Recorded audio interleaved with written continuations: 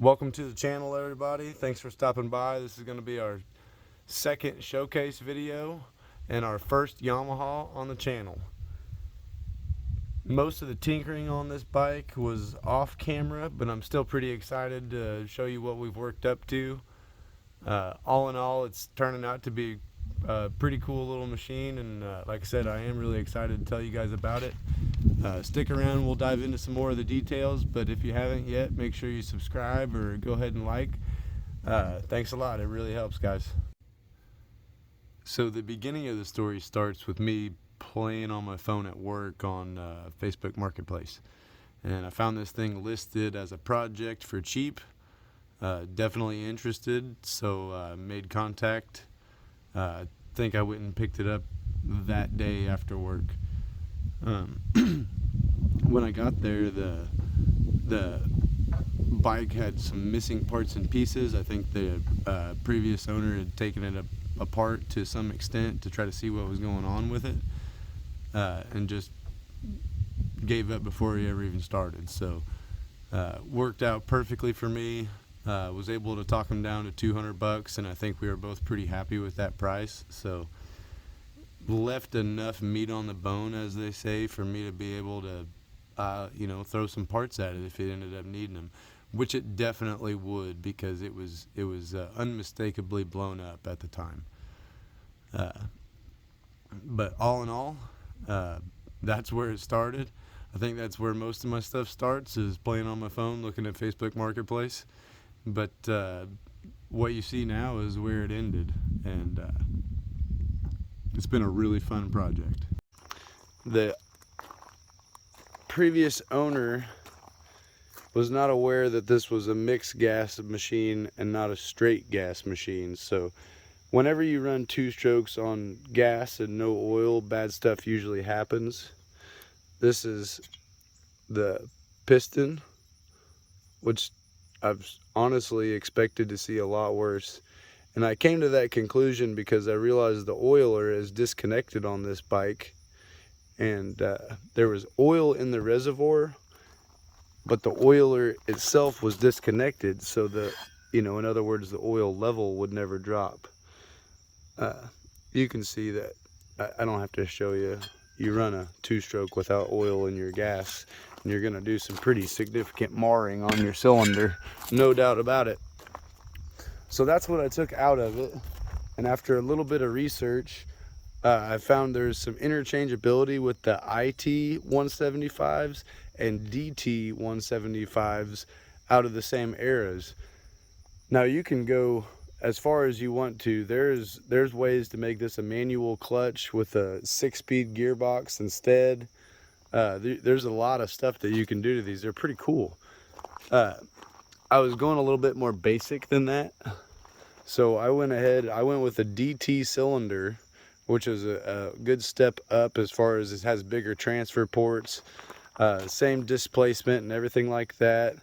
So I bought the cylinder kit, and it came with a piston, cylinder, and everything. Well, here's the kicker. So after all this parts buying, I put this back in the bike and didn't double check anything because I was in a big hurry. And whenever you pulled it over, the top of that piston was hitting the top of the head because of where the pin goes through. That pin makes some different heights.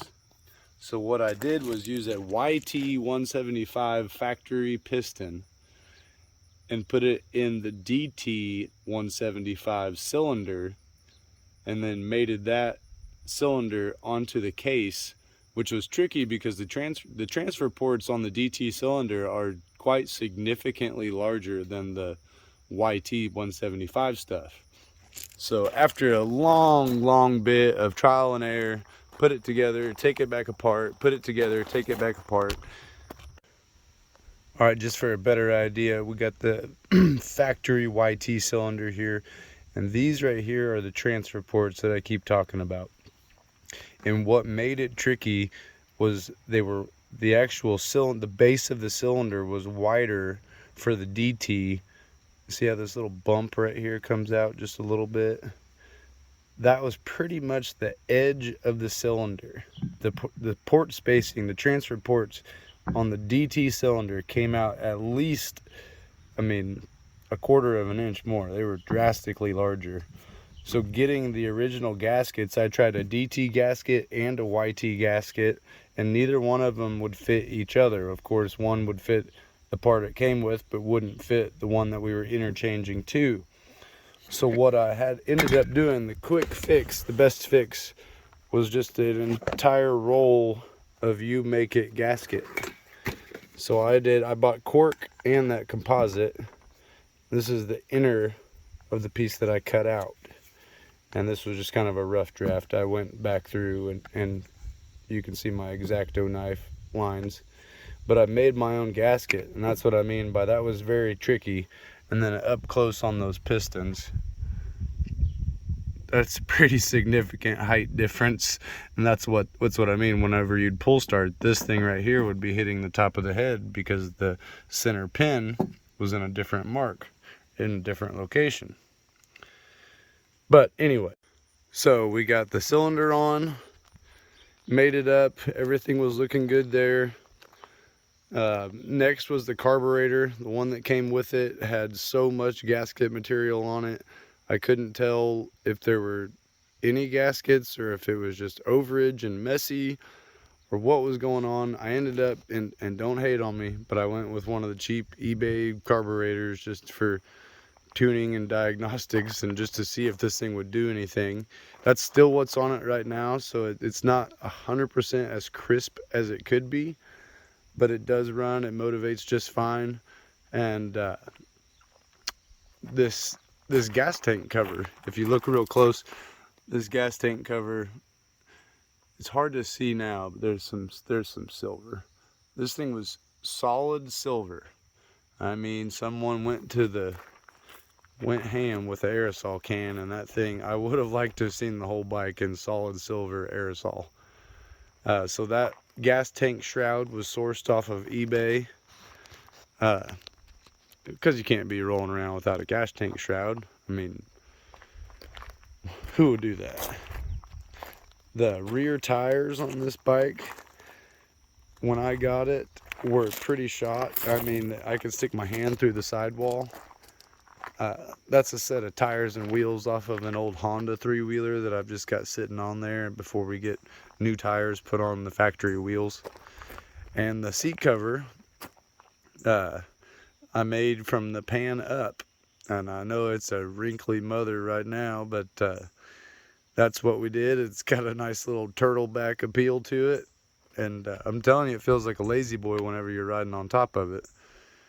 But so this bike's gotten a new cylinder.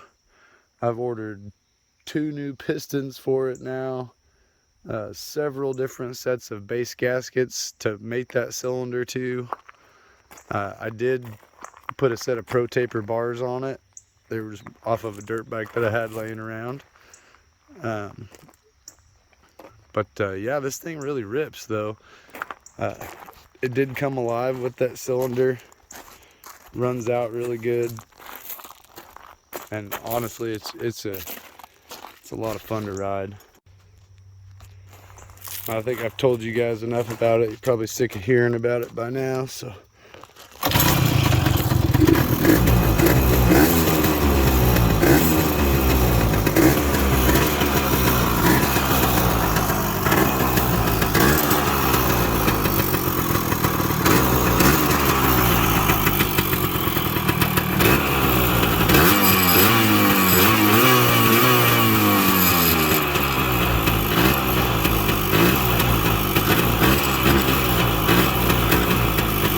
I think we're about out of gas. Well, that about wraps it up. Bike still needs a few little things here and there. I am gonna try to find a Mikuni carburetor, something a little bit more OEM. The plastics need cleaned up. Finished getting all that silver off there, and then there's assorted black spray paint. I don't know why everybody spray paints these things, but we'll clean the plastics up. We'll probably rebuild the fuel pump. Other than that, some new tires, maybe some new graphics. Front fenders still pretty cracked up, so we may get back on eBay and look for a new front fender. But other than that, keep in mind, this bike is almost 40 years old, so all in all, it's pretty cool to get it back up and running and riding around again. I learned a lot trying to dive into this one. At first, it was probably more than I knew it was gonna be, but worth every bit of time and research and all those extra parts that I've got now for the next one. Hopefully they'll come in handy. But thanks for checking this out. If you like what you see, make sure to give me a thumbs up. Don't be afraid to subscribe. We'll be talking about all kinds of stuff, like 1989 CR80. Just brought that one home not too long ago. It's missing a carburetor and a couple little pieces here and there, so we'll dive into that, see if we can't get it back on the dirt. All kinds of stuff. But let me know what you guys think. If you have any critiques, they're always welcome as well. And we'll see you next time.